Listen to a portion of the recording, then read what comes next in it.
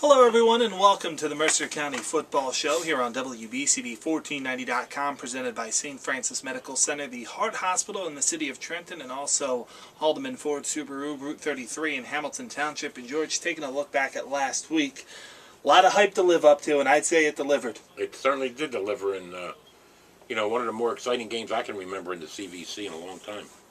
And it was a toss-up game because really, you weren't sure how it was going to go out because you got a high-powered Allentown offense, a high-powered Nottingham defense, and they really, went back and forth. And who knows? I mean, it could have easily gone Nottingham's way. It was just great because the big crowd, the fans stayed right to the end, and it was exciting. And you figure it's the first installment of what we should, potentially. We could have another one coming up in a couple of weeks in the playoffs. Yeah, it's very possible. Both of those teams remain 1 and 2 in the PowerPoints. And we'll poke around at the PowerPoints, let you know what's going on, some possible playoff matchups. If things stay the way that they are, we'll keep you updated on that as we start to tick near the playoffs. But it wasn't just Allentown and Nottingham last week. Hamilton and Hightstown had a great game. That Hamilton team starting to sneak their way into the playoffs. They've run 3 in a row, I believe, now. And right now, they're the 8th seed in Central Jersey Group 3, I believe they are. Yeah, they're Central Group 3. They possibility of playing Nottingham again or Allentown. Yeah. If they can get in there as the 8th seed. They probably, all things considered, probably should beat West Windsor North on Saturday morning, which would give them a 4-4 record, and they probably could get into the playoffs. They won't pick up a lot of power points, being that West Windsor North is winless. But again, a couple of the teams that the Hornets have beaten should win. But you got to watch Hopewell too. I mean, that's a team that could sneak in there. Absolutely. Hopewell's they're not a bad ball club. I mean, they gave Steiner all they could handle. Yeah, absolutely. That was another one of the great games on Saturday. 21-19, Steiner got the victory over Hopewell Valley. Right now, Hopewell Valley is the 8th seed in Central Jersey Group 3. So how interesting would that be? Right now, if things stay the same in Central Jersey Group 3, we'll have an Allentown-Hamilton matchup in the first round, and then Nottingham and Hopewell Valley. So things staying in Mercer County, at least for the first round. If the season ended today, I would say. Yeah, but Nottingham and Hopewell Valley still have to play. Yeah. They could be playing back-to-back weeks. Right, yeah, that's a good point. That's very interesting. In Central Jersey Group 4, Steinert faring very well after a bit of a rough start. Not a lot of people were expecting a lot from the Spartans, but a 4 out of 5 game winning streak later, they come in 5-2 on the season. They're ranked 4th in Central Jersey Group 4. West Windsor Plainsboro South 2nd. Steinert has a bye this week. They do, yes. They've got their bye game this week, and they'll sit back and probably get a chance to scout some of the teams that they could potentially be playing in the playoffs, and mend some of their wounds, and get ready for a late rush. I forget who Steiner plays in their final in their race game prior to the playoffs. Oh, Rancocas Valley. Yes, they host the Rancocas Valley team, and Rancocas Valley has already. They beat Trenton last week. Prior to that, they had lost to Notre Dame and to West Windsor South. And that's a chance for Steiner to pick up some more, good quality, points, power points. Yeah, absolutely. And in Central Jersey Group 4 also, Hightstown, not quite out of it yet. They're about 5-6 points out of a playoff spot. So they'll need a big win coming up in the last couple of weeks, but they're certainly in it. And right now, if things were to end the way they are right now in non-public Group 4, Notre Dame only has a 1 PowerPoint lead over St. Joseph's Metuchen, but that would mean a trip up to Don Bosco. Yeah, I know. I was thinking about that. And even if they move up a spot, that means a trip to Bergen Catholic. Right. So I mean, it's ridiculous however you go. But of course, the Irish are looking forward just to getting into the playoffs because they don't want to see their streak of not making the playoffs end. Don't forget Lawrence. Yeah, Lawrence is also in it in Group 3 as well. And Lawrence has got a... they're playing Northern Burlington this week? They are, yes. Lawrence is 2 points out of a playoff spot right now. And if the Cardinals... they're at North Burlington. I think that's a Friday night game. Correct. If the Cardinals can pull that one off, that could really solidify their spot getting back to the playoffs. Yeah, absolutely. So there's a lot of Mercer County teams that are really in solid playoff contention, which is great to see in Mercer County football. And of course, we've talked about what a week it was last week. Just to recap some of the other games: Robbinsville down Ewing 24-7, Allentown 24-21 over Nottingham, West Windsor Plainsboro South 35-24 over Notre Dame. We talked about those two games. Rancocas Valley over Trenton 35-12.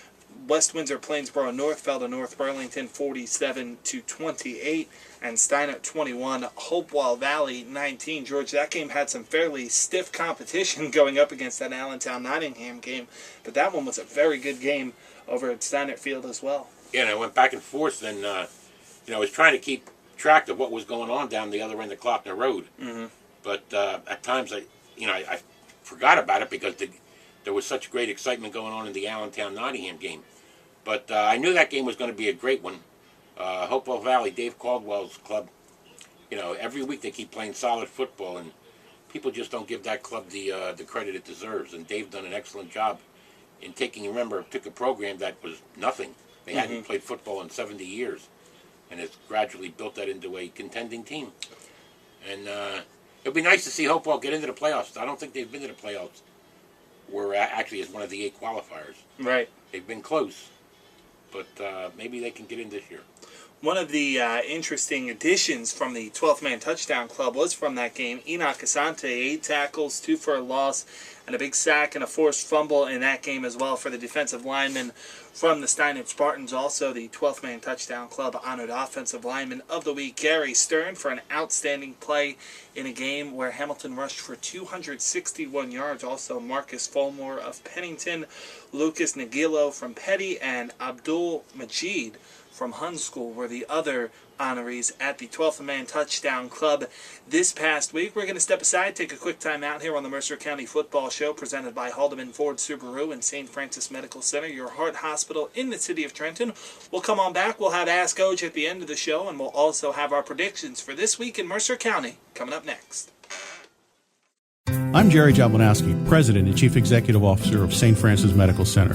For over 137 years, St. Francis has remained committed to the people of Trenton, living out our mission to be a transforming, healing presence in the communities we serve by delivering top-quality health care to all in a personal and compassionate manner. We have continually expanded our services to meet the changing healthcare needs of our city. Despite the hospital changes taking place in Trenton, St. Francis will continue to be here, providing all the residents of Trenton with access to top-quality health care, both at our hospital and within your communities where you live and work. Our renowned services in cardiac care, cancer treatment, and stroke care, in addition to our newly designed comprehensive care of chronic diseases, will continue to provide Trenton with the best in healthcare services. Our emergency room is always open for your immediate needs in times of medical crisis. St. Francis Medical Center will be here so you'll be well. Trentonian presents Philadelphia Eagles Football Frenzy. You could win the grand prize to see the Eagles play Dallas in Dallas on December 2nd. Get your copy of the Daily Trentonian to register. Enter between now and September 30th for your chance to win. Every Sunday, the Trentonian is giving out a $100 gift card, a 2-night hotel package for 2 with your choice of a regular season Eagles game, and on October 7th, the grand prize will be announced. A flyaway package to Dallas to see the Eagles take on the Cowboys December 2nd with 2-night hotel accommodations. For entry rules, check the Daily Trentonian and enter as often as you like in the Trentonian or online at Trentonian.com. It's the Philadelphia Football Frenzy from the Trentonian, the only local paper serving both Bucks and Mercer counties. Back here on the Mercer County Football Show on 1490 WBCD and online at WBCD1490.com. George, also last week, we talked a lot about Allentown and Nottingham, but kind of lost in the shadows a little bit was West Windsor, Plainsboro South, and Notre Dame, a game that was actually pretty good, high-scoring game, 35-24, but Brian Schoenhauer was just too much for the Irish. Yeah, there was another impressive performance by Brian, and in that game he scored 5 touchdowns. Went over the 1,000-yard mark for the 3rd straight year. Every year now that he's been in varsity, he's rushed for over 1,000 yards.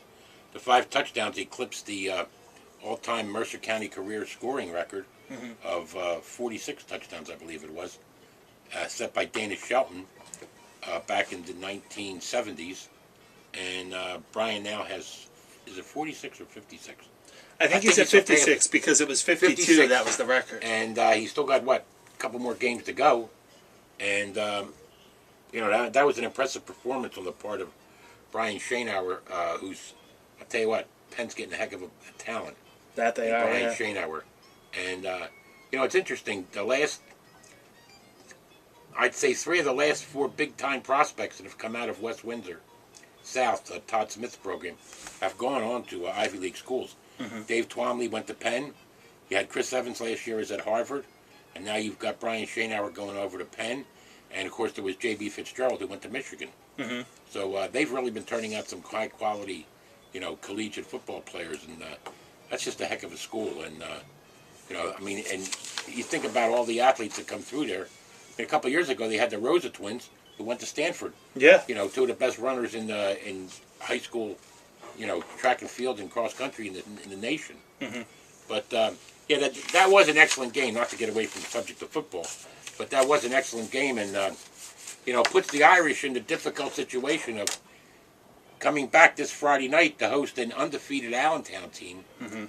coached by one of their former stars, maybe the greatest quarterback Notre Dame ever had. I would say there's no question that Jay Graber put up records that will last at Notre Dame. Mm-hmm. And he's doing an excellent job now as the coach of Allentown. And he comes back to his alma mater and with a chance to possibly knock them out of the playoffs. Yeah.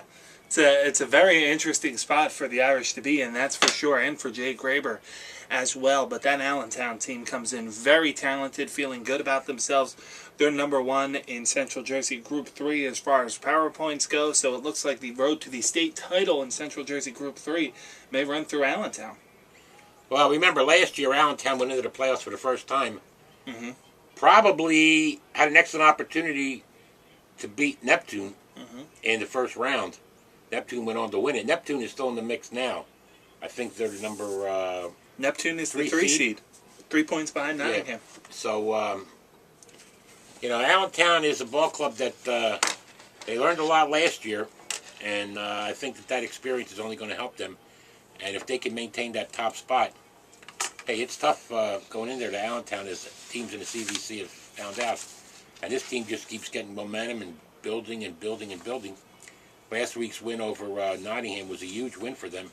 Probably the biggest regular season win that they've ever had in the history of Allentown football. Mm-hmm.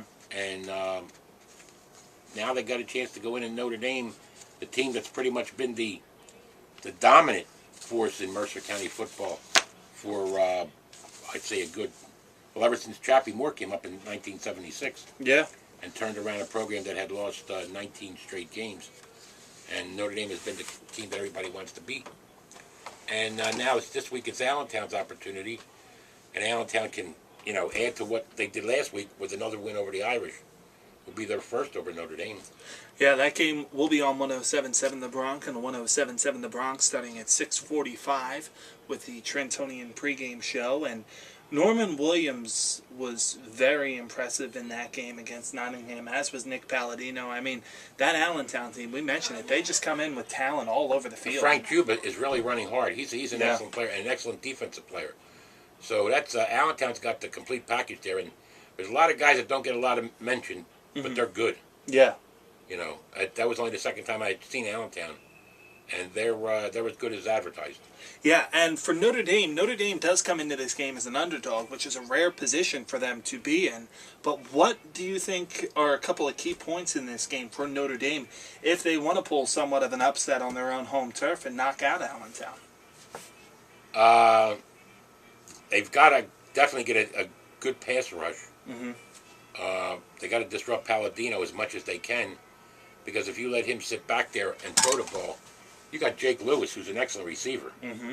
and he can catch the ball. Norman Williams can catch it out of the backfield.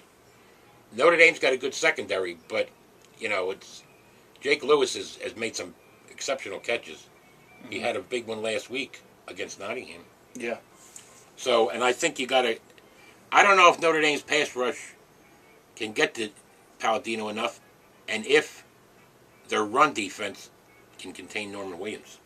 Nottingham and Steinert are both on byes this week, so those are probably the top couple of teams in Mercer County. Also, you have West Windsor, Plainsboro South in there.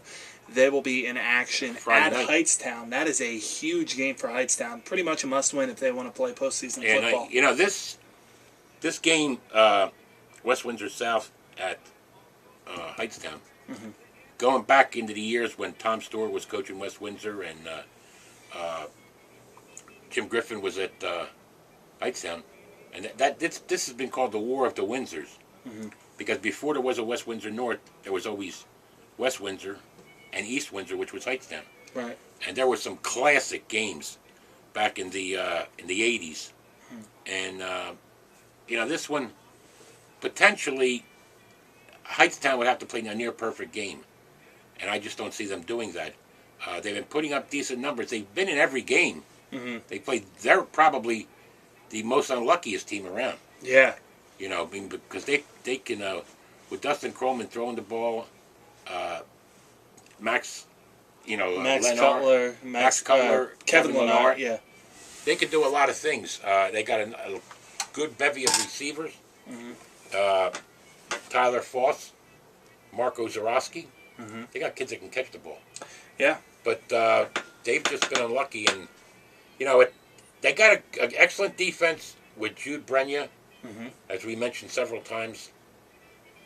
They just haven't been able to put it all together. And, sometimes maybe the defense is ahead of the offense. Other weeks the offense is ahead of the defense. But, don't put it... Look, it's not out of the realm of possibilities that Hightstown could knock them off. Yeah. But I just don't see it happening. Yeah, I don't really see that one happening either. I would have to pick South in that one. Another game we're going to have for you, this one will be on 107.7 The Bronx and 107.7thebronx.com. Pregame show will start with the Trentonian pregame show at 10:45. West Windsor Plainsboro North will be in action against Hamilton. And, George, that's another game. Hamilton wins. They don't quite cinch up a playoff spot, but they put themselves in even better position for one. Well, a lot of it is contingent on what some of the other teams above the Hornets do in the playoffs.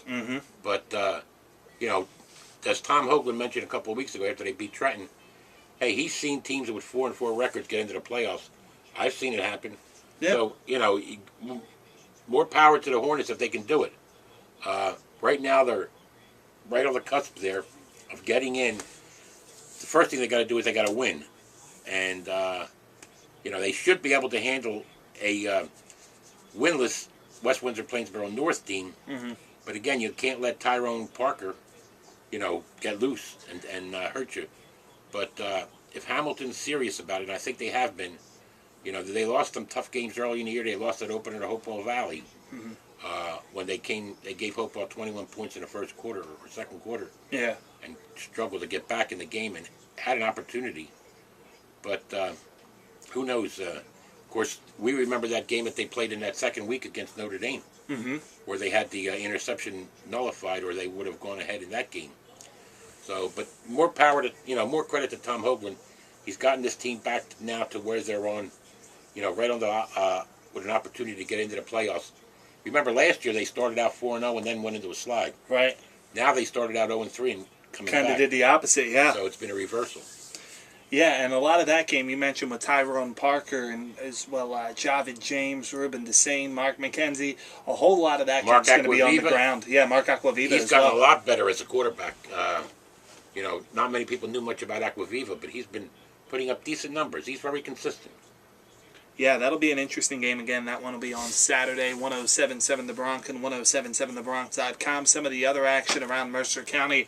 Robbinsville will be taking on Pemberton. That's probably a game that the Ravens could win that. win that one. Yeah. The Ravens could win that on the road. That would be a good road win for them. Pemberton is, again, another disappointing season, but that's not unusual at Pemberton because they've always had some talent. They just never can put it all together. Right. Robbinsville can win that game on the road. They've got a nice 1-2 package in there with Chad Scott, is that his name, and Kyle. He's one of the leading rushers in the CVC from Allentown. How do I slips my mind? As you get older, you start forgetting things. But at any rate, they got a nice 1-2 package. And Kyle Alston, Yes, That's right. Kyle Austin. Kyle Austin is up to 664 yards, and right behind him is Chad Scott with 641 yards. So those are two excellent running backs who probably should be able to get past Pemberton. As he mentioned, Lawrence has got a tough game with Northern Burlington on Friday night. Yeah. Nick Falkenberg been throwing the ball well. Samai Mitchell has really been running the ball well. He'll probably get his first 1,000-yard season because I think he came up with 900 in his freshman year. Then he was hurt last year. I think he's up to around 820 right now. Norman Williams is closing in also on 1,000. Of course, Brian Trainhour, as we mentioned, has got 1083. But Allentown, Lawrence. If Lawrence can pull off a big win at Northern Burlington, which could very well happen. Yeah, oh, absolutely. They could, really lock up a possible playoff berth in that game. And then, of course, there's another game. Used to be one of the oldest rivalries in Mercer County. Two of the oldest football programs in Mercer County, Princeton and Trenton. They renew that rivalry. It's not the longest running rivalry because for a while there it was interrupted. They didn't play for a number of years, but they go back a long way, Princeton and Trenton, back into the early 1900s. And then they're going to be meeting on Saturday at Phil Harvin Stadium over Trenton. Princeton has played some tough teams in the Burlington County League. They played Willingboro. They played, last week I think they had Burlington Township. I believe so, yeah. Burlington Township. And I believe that might have been 2 weeks ago. I think Princeton was on a bye last week. And then Trenton came in last week against Rancocas Valley. Trenton's not a bad ball club. I just don't understand what the problem is over there. They just can't put it all together. Right. That could be a very interesting game, Princeton and Trenton. It's at 1:30, I believe, or 1 o'clock over at Trenton's Field. Should be a nice ball game. Very interesting. Two evenly matched teams. Yeah, absolutely. That'll be a fun one. Some of the other games throughout Mercer County, and we'll dip into Burlington County for this one. Talk about Joe Frapoli's Florence Flashes taking on Bordentown. That game will be on Friday, I believe that game is, on Friday night. Also, Ewing will be taking on Burlington City. West Windsor, Plainsboro South, and Hightstown. We already touched on that game. Rancocas Valley will be taking on Lenape and some of the other games throughout the county as well. You mentioned Lawrence in a big one, and a big one for Hopewell Valley as well. If they want to cinch up a playoff spot, they need to handle Burlington Township over Watts Field. No, that's not. That game is at Hopewell, isn't it? That's at Hopewell. Oh, is it at Hopewell? Yeah, okay. and it's, the and website listed at Burlington City. I mean, not Burlington. No, I think Township. they're playing Burlington Township. Is that one at Burlington Township? Okay. I think it's Burlington Township. Yeah, Burlington City will be taking on Ewing. You're right. Yeah. My apologies on that one. Hopewell Valley will be taking on Burlington Township. At Hopewell. That's a very good game for Dave Caldwell and the Bulldogs. Because that's not a bad Burlington Township team, which had played undefeated in its first 4 games. Then 2 weeks ago, saw them against West Windsor South get knocked off. Then last week they came up here and beat Princeton. Now they're coming up here again to play Hopewell. So that's 3 straight games against Mercer County teams for Tom Madera's Burlington Township Ball Club. Hopewell's got an excellent chance to beat them. Yeah, they do. And I think Hopewell, if a big win there, and Hopewell can get into the playoffs. Yeah, absolutely. So things are certainly tight in Central Jersey Group 3. Things are tight in Group 4. We mentioned Nottingham and Steinert are both on byes. And in the non-public league, Group 4, Notre Dame just in the playoffs by 1 power point over St. Joseph's Metuchen. We'll keep you updated on all that here on the Mercer County Football Show. But time to wrap things up. We'll wrap it up, as always, with the segment we always do, Ask Coach. George, game-winning field goal last week wasn't quite a buzzer beater, but it came out of Marcus Collin.